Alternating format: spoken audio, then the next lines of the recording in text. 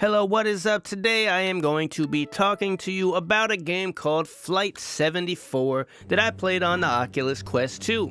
First off, I don't know how long I played Flight 74, and HowLongToBeat.com also lacks stats on this title, but if I had to guess, it's probably around 5 hours, but we'll get into more of that in just a minute. The story goes that you are a pilot and have an emergency landing. When you get down, turns out you landed at a cartel-controlled airstrip. From here, you will be running missions for the cartel and earning this guy's trust. Think of this as positive reinforcement. And really, that's about as far as that goes. After every mission, you get these new blips about your family looking for you, but I don't know how that ends because I did not finish the game.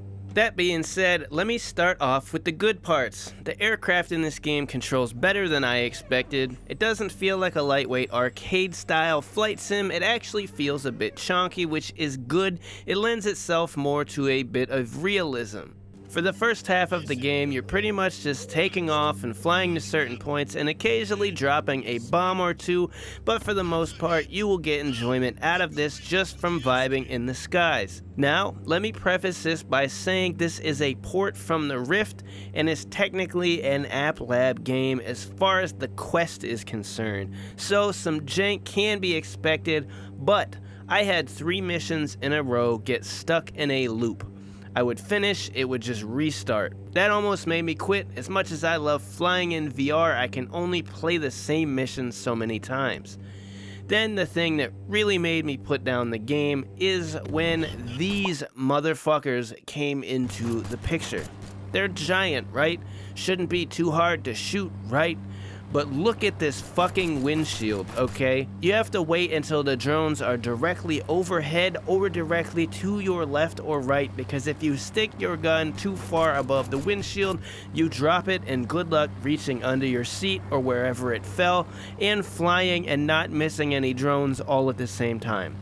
This turned my enjoyment sour very quickly and I did not finish because of it. I do have to say also the voice lines are pretty rough. The cartel guy is just calling you the same 2 insults in Spanish the whole time, and the back and forth between the pilot and him just seems so unnatural. It really leaves something to be desired here.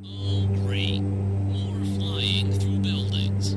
The controls feel really good, super simple startup procedure, take off, gear up, gear down is smooth, and a lot of other arcade games seem to not go with an actual yoke for controls, and I really enjoyed that they did use a yoke here with solid push-pull feel, very nicely done.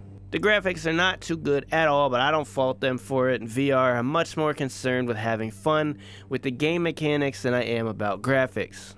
At the end of the day, Flight 74 offered me a couple hours of fun. I wish I could complete the story without being so frustrated, but such is life. If you can grab this game on sale, it will be fun for a little while, but it definitely needs some ironing out.